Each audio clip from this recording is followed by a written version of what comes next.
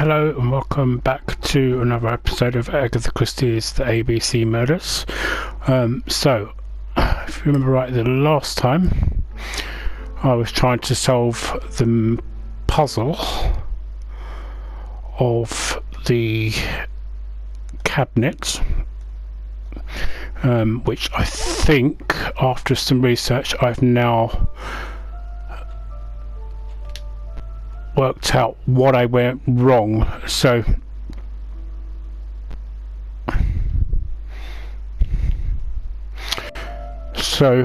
this was actually a key.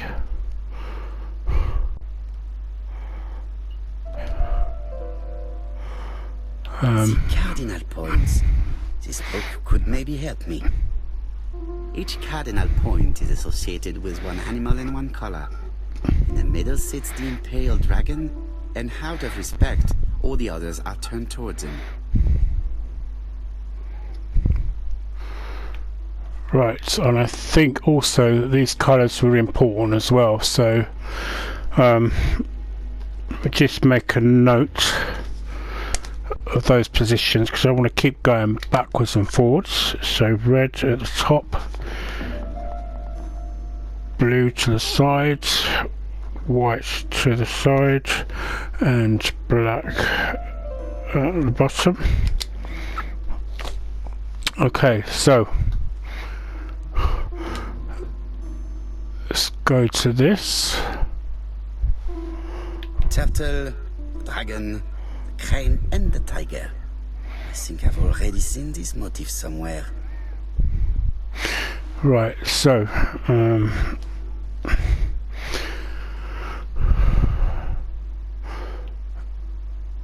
that was red.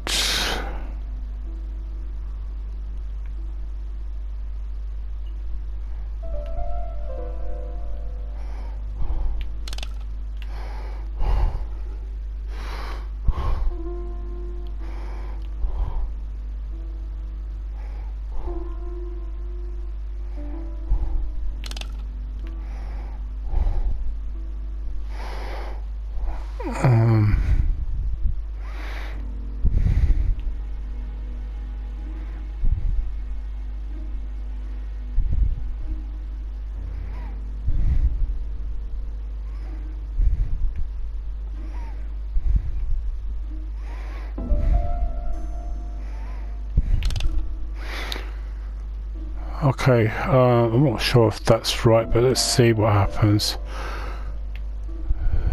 So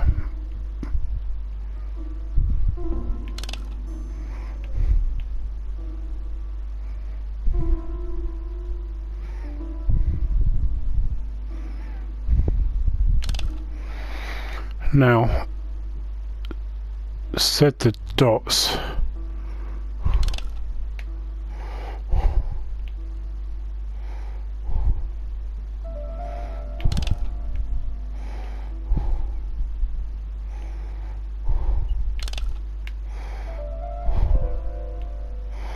I've got a feeling I've got these the wrong way round. Okay, so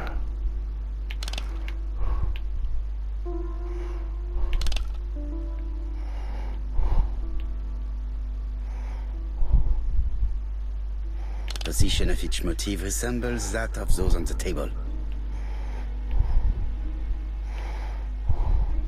I think I heard a bang. okay. Is this cupboard? This is interesting.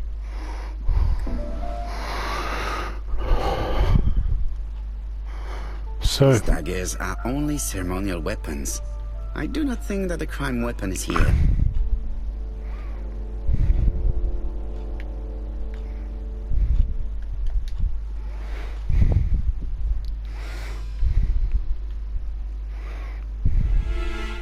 Ernest Logan, MD, Brighton Cancer Institute, 201 Dusk Road, Brighton, Sussex.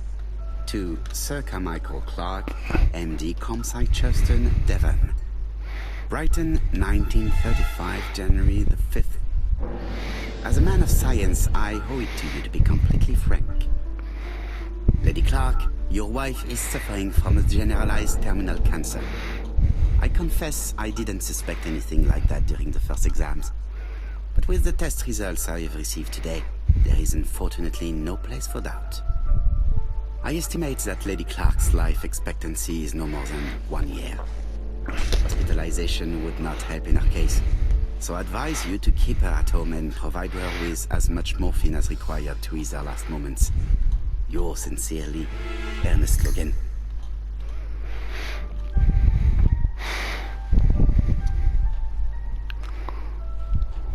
Here's Miss Gray. Sorry to keep you waiting.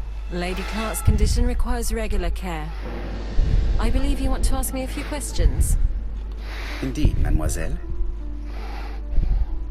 This porcelain is remarkable. Is it old? It's about 3 centuries old, I believe. Wait, let me find the reference.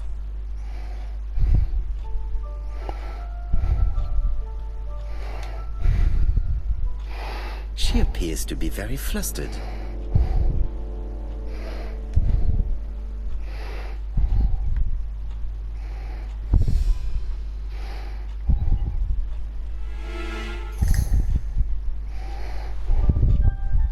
She's unable to hide her emotion, and her makeup has been disturbed. I think that this young woman has just been kissed. Really? Here? Teapot with black dragon, Gangshi period, end of the 17th century. It is a rare piece with unusual colors. You have a good knowledge of art history.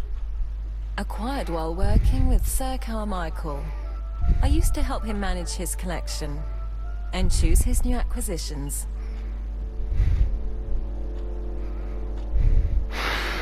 Okay, so what should we ask her?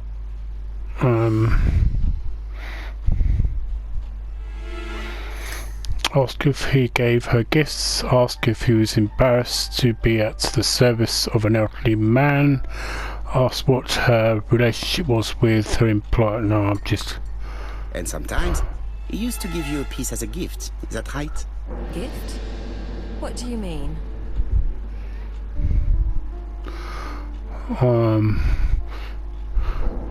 Well, it will have to be a brooch, because he mentioned brooch just now. I am referring to your brooch. This old brooch? Mademoiselle, you know perfectly well. I am talking about the magnificent brooch you were wearing earlier. Yes, you're right. Sir Carmichael did give it to me. He valued my work. How could I refuse? He would have been offended. So she's still in us. Okay, so... You took it off because of Lady Clarke, am I right? Indeed.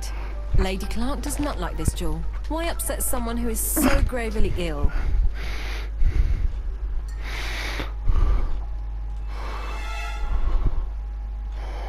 Ask if Lady Clarke is jealous, indicate that the dragon is frightening for Lady Clarke.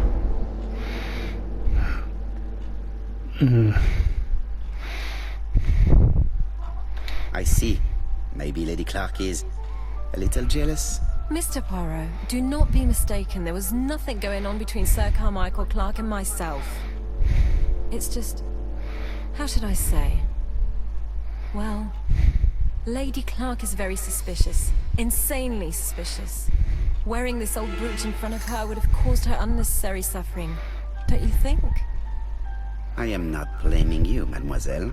Have you seen any strangers hanging around in the past few days? No. Nobody has been near Comside. Ask where she was at the time of the crime. Ask of her. Let's just ask her Tell me for. what happened last night. After dinner? Well, I did some sewing and then I went to bed. I was woken by the telephone at 11. I heard Franklin Clarke speaking with the gardener. They left with some lanterns and they found the body. Okay, so ask what she thinks about Franklin. Ask the reasons for her.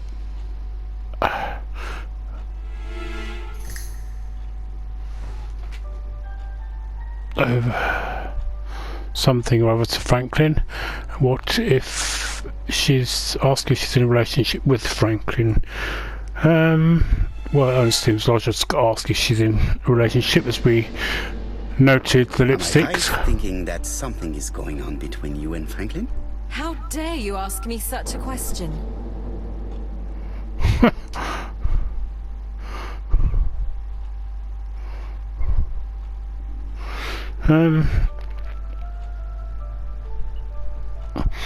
I suppose we just have to really ask for the confirmation, because let's face it.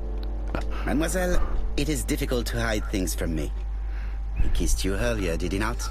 My goodness, with Sir Carmichael's death, I was feeling so awful, so worried. I was unable to resist. I am not judging you, mademoiselle.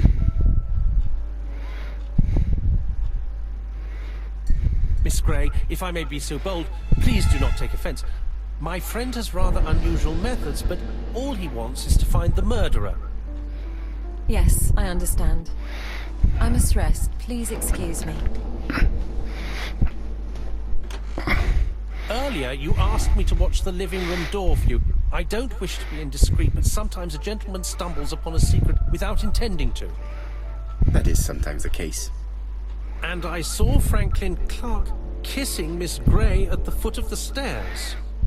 He couldn't have said that This is a earlier. common occurrence. No, I saw emotion, intensity. I think it was their first kiss. Well done, mon ami. Well spotted. However, I don't think I completely understand this business. Why did Sir Carmichael not defend himself? He appeared to have been active and strong. The murderer did not give him a chance. Let us try and reconstruct the scene. Okay. Let's try and do that. Sir Clarke is taking his customary walk. Our killer is hiding behind a bush.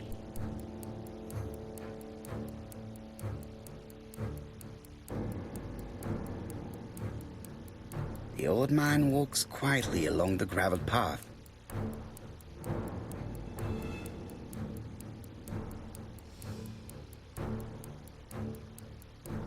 Then he turns towards the sea to gaze at it.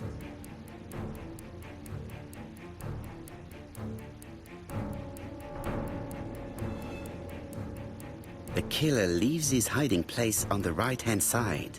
He approaches silently over the grass.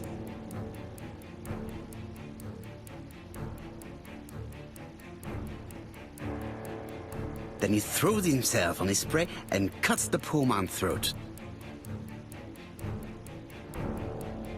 He then lays down the ABC before leaving. Everything appears to match the crime scene, mon cher Hastings. That is exactly what happened. This goes to show if I do take some mental notes, I can get things right.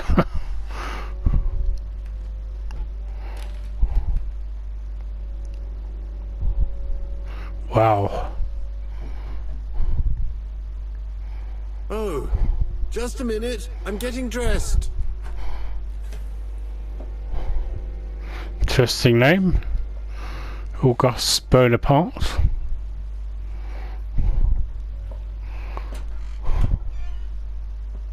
Mr. Kirst, have you recently returned from Churston? Yes. Indeed I have.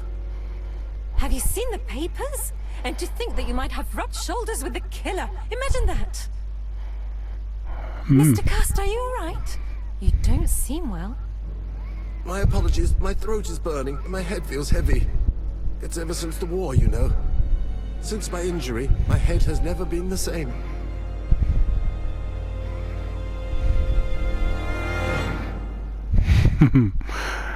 Good tactic, deflecting. Gives the impression that that person could be the murderer. That's such classic Agatha Christie. Poirot, it's a pleasure to be with you again after all these years. I looked for a gift to thank you, and I found this propelling pencil. An authentic collector's item. You spoil me, mon ami. And you more so by sharing investigations. Do not underestimate the help you are to me, Hastings. Intellect is not everything. There is also goodwill, and you are not short of that. Later, I will ask you to help me tidy up the room and bring some chairs. Our guest will be here soon. Ah, is Thora Grey coming? Naturally. She is a fascinating young woman, n'est-ce pas? Oh, come on, Poirot. I'm a married man. Really? Miss Grey has already been courted by Frank and Clarke. Poirot, our guests will be here soon. We must prepare ourselves. I'll have to check that with my sister, because she's the Poirot buff. I should take advantage of the silence to examine them. I never actually thought that Captain Hastings had been married. Right, just to get it's modify an object, select in your inventory, then observe it by pressing the button and then press R1. Okay.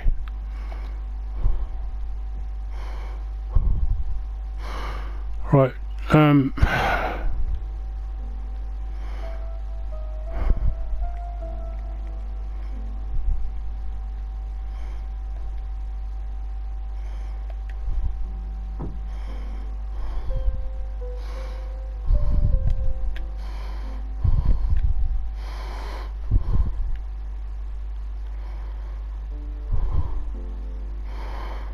I don't understand that.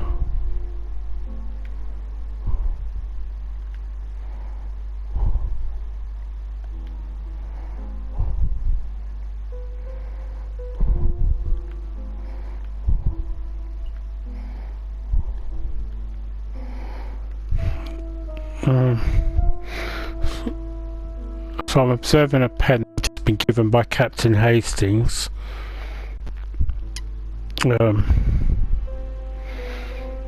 But I don't think this actually has anything relevant to the case. So let's... Right, okay. Oh, it's just to add to my ego points. Fair enough.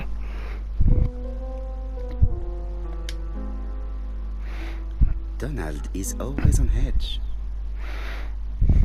He's extremely tired as well.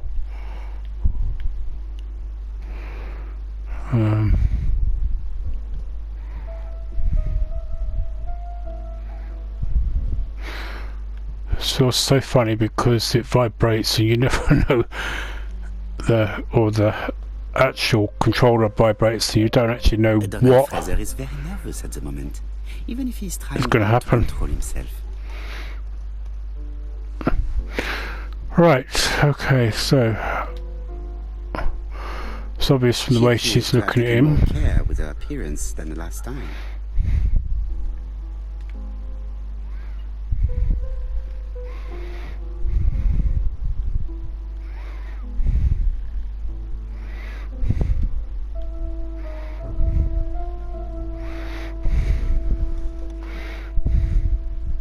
She's looking at Mr. Fraser out of the corner of her eye. Did she make herself beautiful for him? It's like she must fancy him.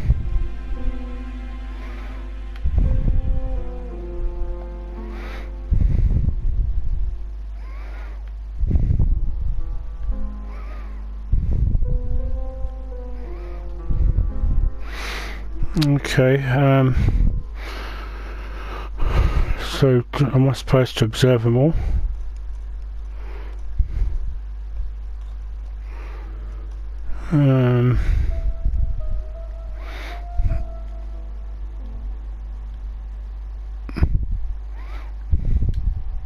Guess I am. Franklin Clarke always seems at ease, regardless of where he is. Something that's unique to people who travel.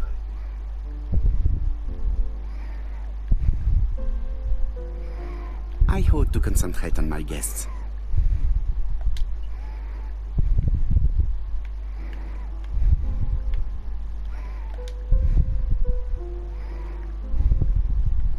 Sometimes I love a brunette, sometimes I love a blonde. That's what the song says.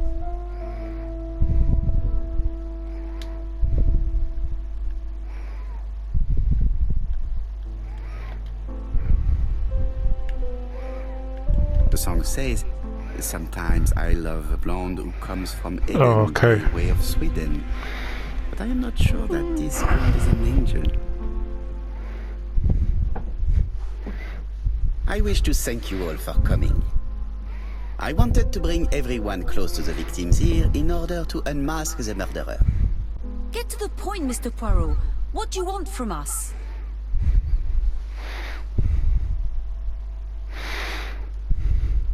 You are an intelligent woman, Mademoiselle Barnard, and I'm sure that you have already understood my intentions. You think that if we put our heads together, we might come up with something new? I am convinced of it. What I ask is that you search your memories. The murderer must have left some trace. Yes, he must have prepared his crimes very carefully. Tout à fait. He did not get to Bexhill at midnight in order to strangle a young girl whose name by chance starts with P. Must we go into that? Mr. Fraser, please get a grip on yourself. Well, I want to help you, but I don't remember anything else. Nothing I haven't already said.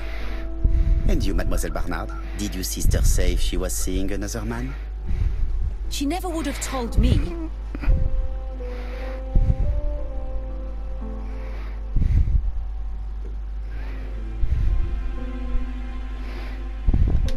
Why would she hide the fact from you?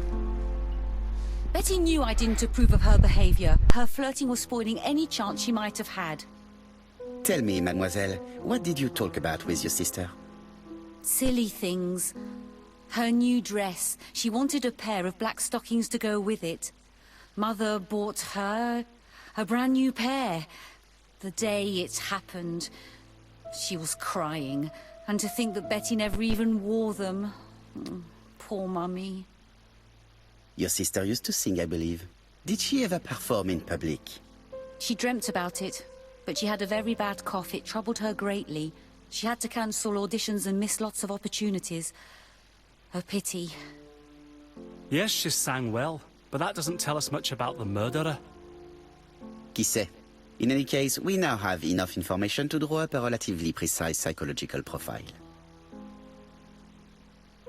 Let us now try and get our brain cells to work.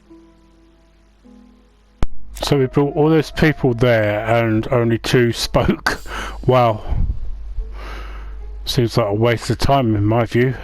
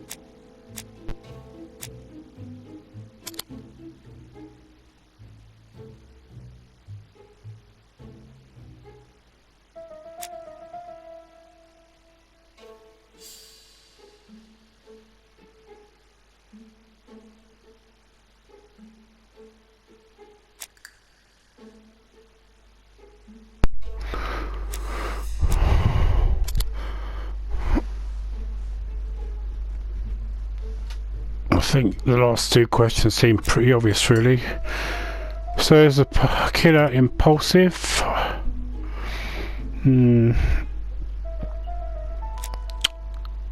would say no, because he sent the letters.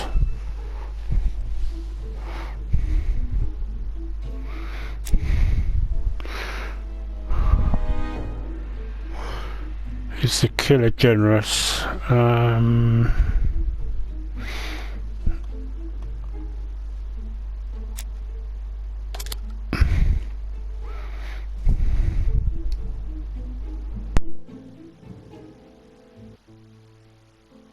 So, ladies and gentlemen, we can now surmise without too much risk of error that our adversary is calculative, sure of himself, a seducer of outstanding intelligence, that he has plenty of self-control, and that he likes railways. It's a good start.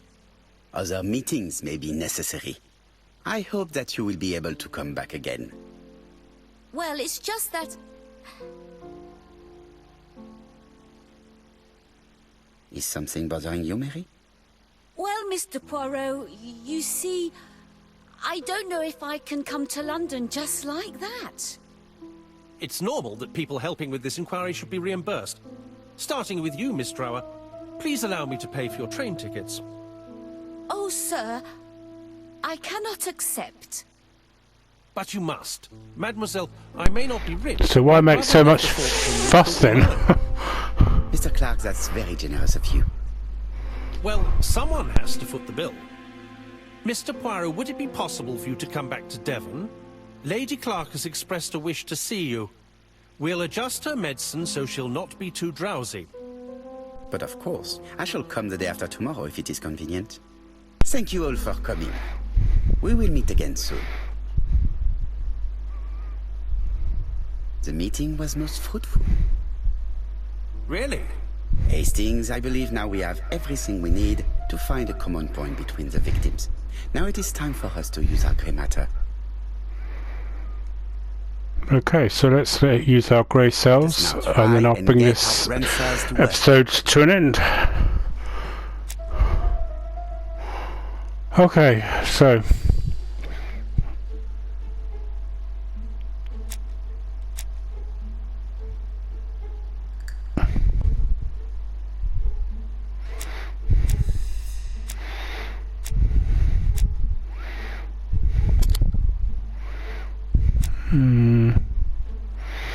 It's obviously got to be I think.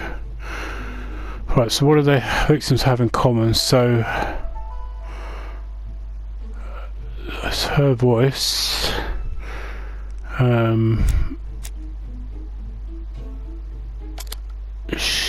Miss Asher took cough medicine, and because of Betty also had a cough medicine, so I think Sir Carmichael must have been the reason for the supply of them.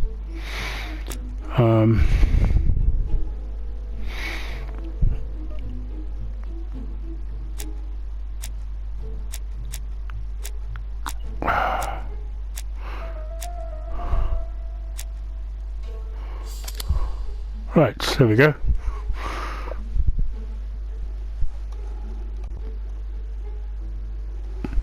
The first two victims suffered from bad throat, and that was precisely the specialty of the third victim, Dr. Clarke.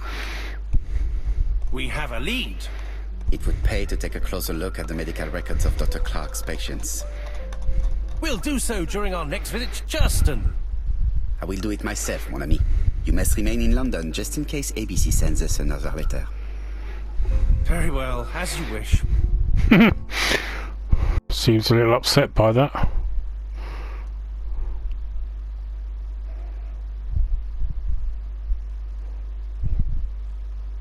Thank you for coming, Mr. Poirot. Lady Clarke is waiting for you in her bedroom on the first floor. Please excuse me, I cannot stay for the interview. I have to take Miss Grey to the station to see our lawyer in Torquay.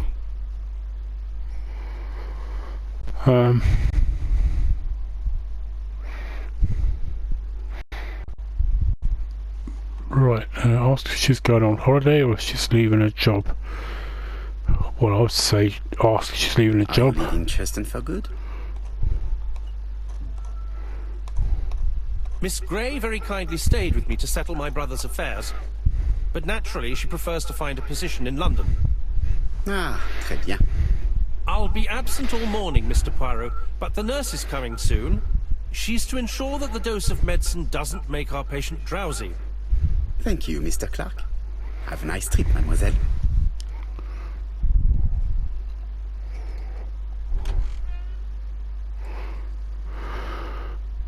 Okay, well, I'm going to leave it here for today. So hopefully this is cleared up a lot of things from my last 2 videos that I did. And as I stated in one of the actual comments, that, you know, if I get a little frustrated at the puzzles that I'm doing in here, that to me shows that this is a really good game. So anyway, I wish you all good night, and hit the like and the subscription button if you enjoyed what you saw. Thank you again. Good night.